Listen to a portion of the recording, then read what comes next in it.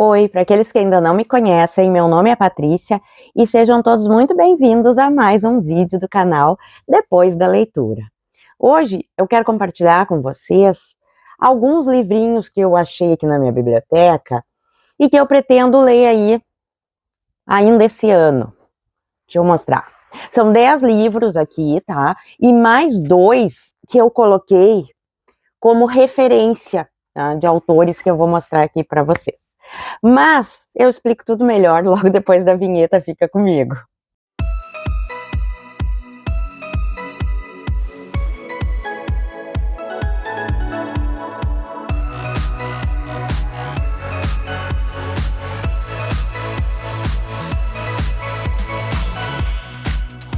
Gente, então é isso. Vocês sabem que eu ando há um bom tempo mexendo na minha biblioteca, né? Tentando dar uma organizada, né? Vendo o que ainda me serve, o que eu já não tenho mais intenção de ficar.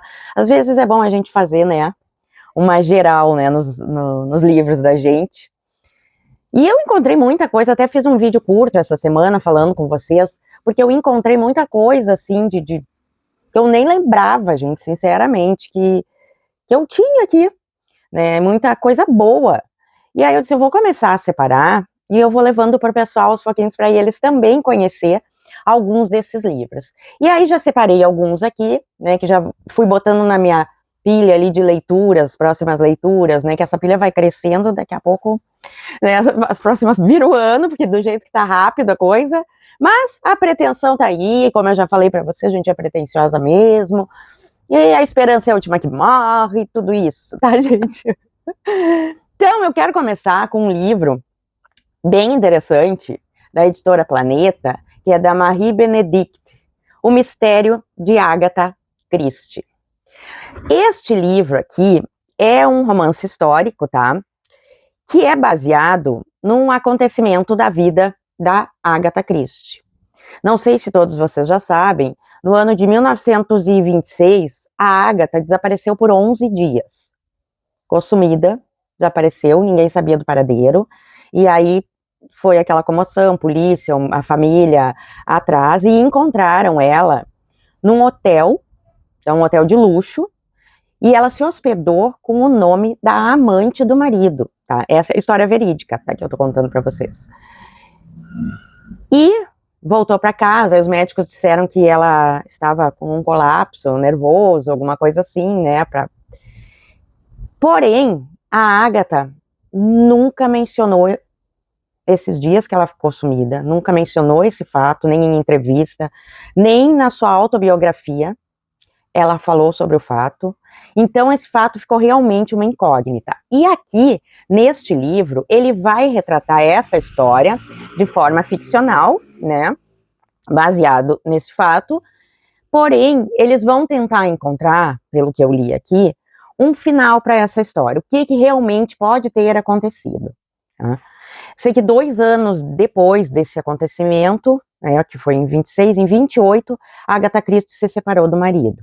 Aqui nessa ficção, eles vão finalizar com um possível fechamento para essa história. Não sei, vamos ver o que nos aguarda aqui, né, da editora Planeta. É bonita essa capa, né? Então, também fica essa dica aí para vocês, para os fãs de Agatha, né, que não conhecem ainda essa obra, e para aqueles que querem também conhecer essa história, fica essa dica. Próximo livro que eu vou mostrar para vocês é de um autor que é considerado assim um dos nomes mais importantes do modernismo brasileiro. Tá? Ele também atuou como jornalista, como político, como médico psiquiatra, e ele é aqui do Sul, ele é gaúcho, tá? E eu tô falando de Dionélio Machado. Nesta obra, O Louco do Cate, a gente vai conhecer um grupo de rapazes que resolve ir de Porto Alegre para o litoral. Junto com eles, né, vai um homem, se junta ao grupo ali um homem que não tem nome, é um homem muito excêntrico, que vai ser apelidado de Cate. Chegando no litoral, Cate e Norberto, que é um protagonista da história, vão se separar do grupo, tá, e vão acabar arbitrariamente sendo presos pelo regime da época. Esse livro, pelo que eu sei mais ou menos, ele foi escrito pelo impacto de uma vivência do próprio autor. Então, assim, me parece ser uma obra muito interessante, vindo do Dionélio, que é um autor que, como eu falei para vocês, já li dele, e vou mostrar agora. Durante a faculdade eu li este livro aqui dele, Os Ratos. Obviamente o meu é bem antigo, né, da editora Ática, ainda nem sei de que ano, é melhor nem saber, né. Mas foi um período de faculdade lá que eu li, lá logo que eu comecei, lá nos áureos tempos. E aqui nesse livro também, que é um livro que vale muito a leitura, ele tem uma edição nova, só vou deixar a capinha aqui para vocês, que a Todavia, né, relançou ele, bem bonitão, assim, uma edição bem bonita, né. Nesse livro, porque os ratos, vamos começar pelo título, né, os ratos, vai ter ratos no livro, mas os ratos, na verdade, vão ser um simbolismo para toda a história aqui do livro. Esse livro foi tão marcante, assim, para mim na época, que até hoje eu tenho na memória algumas cenas que eu li aqui nesse livro, né? E agora, mexendo, né, e vendo que eu estava com esse Louco do Kart para ler, e me deu vontade de fazer uma releitura, então eu pretendo fazer uma releitura dos Ratos, do Dionélio, porque aqui a gente vai encontrar uma história muito interessante e bastante atual, né, que é de endividamento, de miséria, de fome, enfim, que envolve dinheiro ali, né, e que traz várias questões, assim, para a população, né. Então, fica a dica deste livro também. E agora vamos passar para o próximo, que eu pretendo fazer a leitura por esses tempos. E eu estou falando de um livro que foi vencedor do Prêmio Literário José Saramago, um autor brasileiro também, nascido em São Paulo. E eu estou falando do livro lançado pela editora Biblioteca Azul, Dor Fantasma. Aqui nesse livro, a gente vai ter um personagem que é um pianista, que ele pretende tocar uma obra de um outro grande nome, né, da música, mas que até hoje foi assim, até, né, um momento, né, foi intocável. Então, esse pianista, que é o protagonista, acaba se isolando do mundo, de tudo, trabalho, família, tudo, para encontrar o perfeccionismo, para conseguir ser a pessoa que vai tocar aquela obra de forma perfeita. Com isso, com esse isolamento, né, e com essa obsessão, porque ele ficou obcecado em tocar aquela obra, né. Porém, no meio disso tudo, acontecerá um acidente que vai mudar todo o rumo dessa história. Eu fiquei muito curiosa, né, de ler esse livro aqui, eu comprei na época, assim, eu lembro que eu comprei, porque eu achei o título interessante, vi que era um vencedor de prêmio, e essa sinopse me deixou muito curiosa, assim. Então, se valer a pena, depois eu trago resenha também para vocês, tá? E agora, saindo do Brasil aqui, né, de um escritor, né, que eu indiquei 2 escritores brasileiros aqui, agora eu vou indicar para vocês, e também tá nas minhas pretensões aqui, um escritor israelense. Esse escritor, eu adoro, já li muita coisa dele, tenho muitas coisas a ler ainda dele, inclusive já tenho comprado aqui, que eu estou falando de Amos Oz, que é um escritor israelense, né, nessa obra Meu Michel. Meu Michel foi escrito em 1968. Nesse livro, o Amos Oz vai nos contar a história de um casal. Tá? Ele vai ser ambientado ali na década de 50, e nós vamos ter um casal que se chama Hannah e Michel. O casamento dos dois começou a cair numa monotonia e começou a deteriorar, diríamos assim. E nisso, a Hannah começa a se isolar, perder assim, a noção um pouco de realidade, e perdendo aos poucos, né, gradativamente, a sanidade. A história ocorre em Jerusalém, tá? E, pelo que eu entendi, a gente vai entrar aqui nos pensamentos, né, nesse delírio da Hannah, que ela começa realmente a fantasiar e a ter delírios em um universo assim paralelo, tá? Eu sou suspeita, né, porque eu gosto demais do Amos Oz, então tá aqui, meu Michel. Próximo livro que eu quero trazer aqui para vocês é um suspense policial, tá? De um grande nome aí da literatura, também do suspense policial, né, que é Denis Lehane. E aqui nós temos Golpe de Misericórdia. Esse livro vai se passar em Boston, né, durante o verão de 1974, naquela crise, né, de violência extrema ali que aconteceu no período que eles queriam a integração racial nos ônibus escolares, né? E aí foi um período realmente muito violento, tá? E inclusive na história, né, a gente, se vocês, existiu esse momento, né, na história, que se chamou crise de Buzzing, tá? E que foi um período assim terrível. Aqui nós vamos conhecer, tá? Já ambientamos o livro, vamos conhecer uma mãe solo que mora num bairro operário, bairro de maioria brancos, e que a filha desaparece, a filha adolescente desaparece, tá? Na mesma noite em que essa menina desaparece, também um jovem negro vai ser encontrado morto nos trilhos do metrô. Então, haverá uma relação aí, que não diz aqui, ele só situa esses dois acontecimentos, tá? E pelo que me parece, pelo período e pela temática, enfim, me parece ser uma obra bastante brutal, focada, assim, naquele período de vingança, racismo institucionalizado ali, né? É um período muito pesado, né, que aconteceu aí na história, tá? Então, aqui ele não desenvolve muito, ele fala realmente só sobre esses dois acontecimentos e que, pelo visto, terão alguma ligação, porque vai haver uma investigação. Haverá uma investigação, né? E aí a gente vai ver o que vai acontecer. Tá aí, Golpe de Misericórdia, vamos ver o que nos aguarda. Próximo livro que eu trago aqui para vocês é um romance de ficção biográfica, tá? Ele foi escrito por uma autora sueca que se chama Ellen Kulled. E o livro se chama Euforia. Aqui nós temos um romance sobre Sylvia Plath.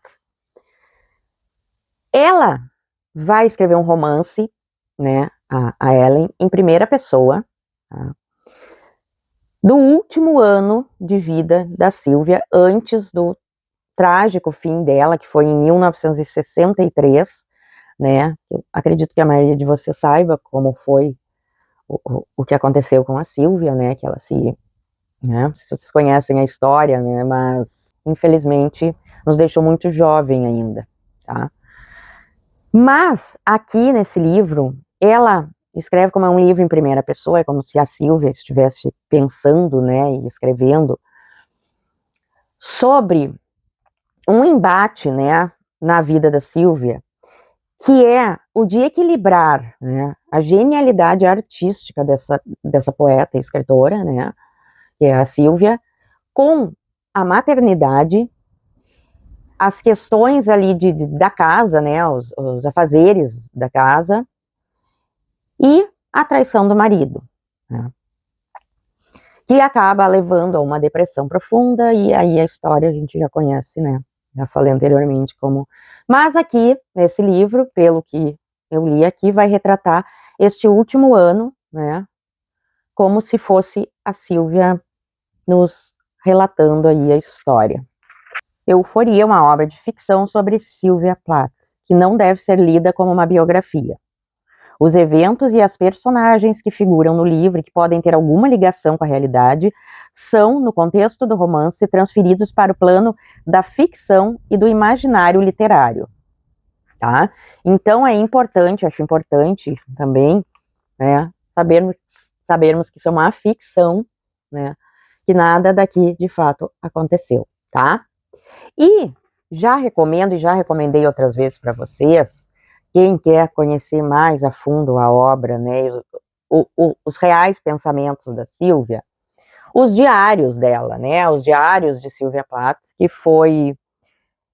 que a editora Biblioteca Azul, né, nos trouxe. Acho linda essa capa com essa foto dela aqui, né. Este é um livro, assim, excelente, que pode ser lido aos poucos, até porque ele é enorme, né, são acho que 1000 páginas, não chega a 1000, 800 e poucas páginas, né, então, mas é um livro, assim, que ele traz, deixa eu ver, aqui tá todo marcado, traz trechos, assim, ó, de escritos dela, tá, e é muito, mas muito, muito interessante mesmo, porque aqui a gente vai entrar, de fato, nos pensamentos da Silvia, né, e tudo que ela vivia, todas as questões e tudo que acontecia dentro da mente dela, né. Vocês sabem que uma pessoa, para chegar, né, no ponto que ela chegou ali, da depressão, né, a mente já está muito adoecida, tá. Então aqui nós vamos ter períodos aqui de vários períodos, né, porque ele é de 1950 até 62, né, e 63 ela acabou falecendo. Então, nós vamos ver vários períodos ali do pensamento da Silvia, inclusive quando a mente foi adoecendo, né. Tá, eu acho essa obra aqui sensacional, que vale demais ter e ser lida, assim, como eu disse, pode ser lida. Inclusive, eu leio ela, de vez em quando pego até para retomar algumas coisas ali, porque é de fato muito, muito interessante. Próximo livro que eu quero mostrar para vocês é um livro de um bibliófilo argentino maravilhoso, que é Alberto Mangel. Aqui no livro A Biblioteca da Meia-Noite, a gente vai ter 15 artigos eruditos escritos por ele, que vão explorar a biblioteca na sua forma histórica, cultural, filosófica, na humanidade, durante toda a história da humanidade, assim. Então, ele também vai trazer um pouco da organização da biblioteca, porque ele vai partir da escrita da própria experiência dele e da própria biblioteca dele. Não sei se vocês já ouviram ou já viram fotos ou documentários. Eu vi um documentário, né, com a biblioteca dele. A biblioteca dele, gente, é uma coisa maravilhosa. Ela foi construída num antigo presbítero na França. É toda de pedra. Sim, ó, eu acho que vocês encontram alguma coisa aqui no YouTube, tá? Que mostra a biblioteca, fotos também, enfim. Então, assim, livros que falam de livros, eu adoro, né? E ensaios são muito interessantes, né? Principalmente, né, quando se trata de bibliotecas, e eu acho que o momento também que eu estou mexendo na minha vai vir muito a calhar nessa leitura. Até porque ele fala um pouco sobre organização das bibliotecas, catalogação de livros, né? Tem artigos sobre várias questões aqui envolvendo a biblioteca. Aqui, ó, por dentro, eu acho que tem aqui algumas fotografias. Tem desenhos, deixa eu ver.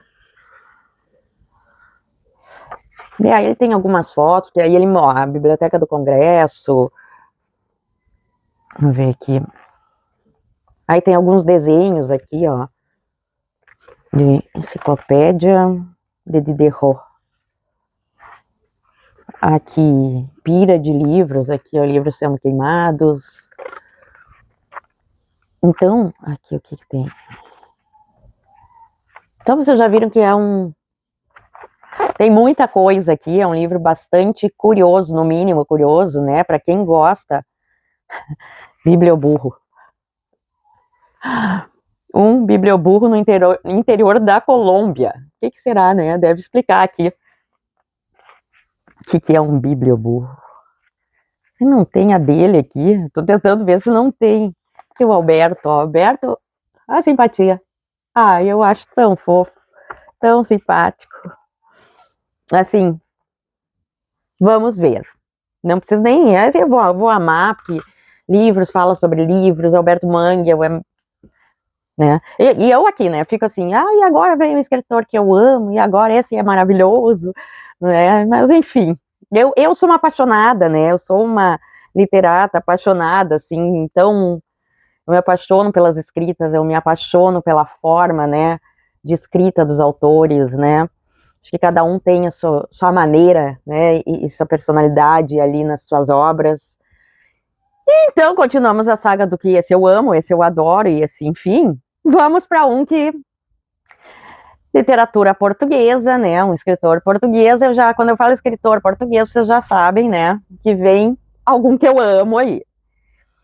E aqui eu trago um muito, muito especial, que é o nosso querido Walter Hugo Mãe, neste livro Contra Mim. Este livro é um livro autobiográfico do Mãe, tá? E ele nos traz aqui momentos ali da infância e da adolescência dele, entre a África e Portugal. Para aqueles que não sabem, o Mãe nasceu em Angola, tá? Mas ele foi nacionalizado português, né? Porque ele foi muito pequeno para Portugal. Tá? E nessa obra ele nos conta, né? Passagens desse período da vida dele. E aí são capítulos curtos, né? Que a gente vai ter capítulos curtos, ó. Tá? A escrita do Mãe, para quem conhece, sabe que é pura poesia, né? E eu não vou me estender, porque senão eu vou ficar aqui dizendo quanto eu amo esse homem.